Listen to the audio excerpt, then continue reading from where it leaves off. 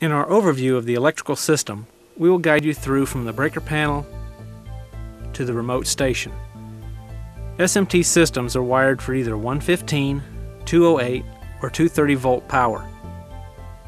An electrical line feed including a ground fault circuit interrupt breaker and a service disconnect at the pump location are required but not provided.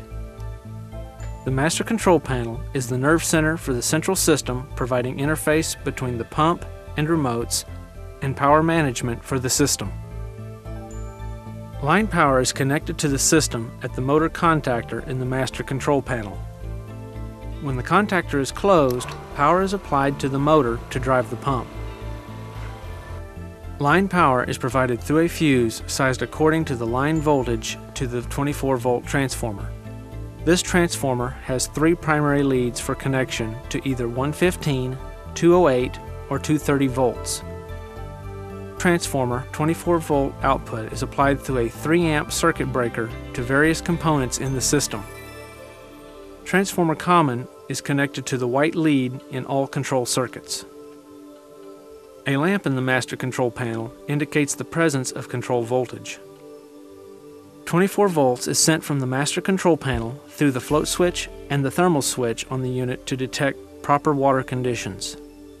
These two switches are wired in series. The float switch contacts close when there is enough water in the system. The thermal switch contacts close for water temperatures below 140 degrees Fahrenheit.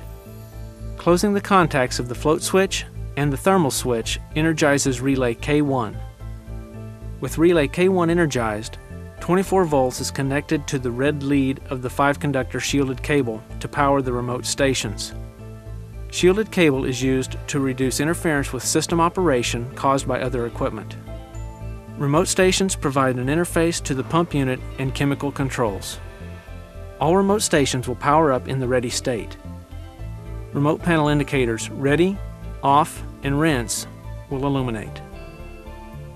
When a remote station is selected for use by pressing the on button, 24 volts from the remote station via the black wire energizes relay K2, which in turn sends power to the contactor coil. When the contactor closes, line voltage is connected to the motor that drives the pump. The signal on the black wire also goes to other remote stations and disables them. The extinguished ready lamp indicates this. The chemical injection feature is enabled only when the pump is on. A chemical is selected by pressing either soap or sanitize. 24 volts is sent from the remote station through the master control panel to the appropriate solenoid. Green wire is used for soap and brown wire is used for sanitize. The chemical inhibit switch is connected in series with the chemical solenoid and must be closed by the unloader for the solenoids to operate. Movement of the unloader plunger closes the chemical inhibit switch contacts when the water is flowing through the spray gun. This completes the circuit for the coil of the chemical solenoid valve, causing it to open when the gun trigger is squeezed and to close when the gun trigger is released. Pressing the off button removes 24 volts from the black wire of the remote station, de-energizing relay K2, which in turn transfers 24 volts from the contactor coil to the 3-second time delay relay. When the contactor opens, line voltage is removed from the motor that drives the pump.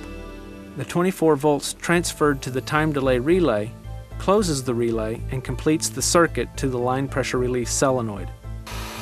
The valve opens for 3 seconds to release line pressure. The removal of 24 volts from the black wire returns all the remote stations to the ready state as indicated by the ready lamp, and the chemical injection feature is disabled. You now understand normal operation of the electrical system.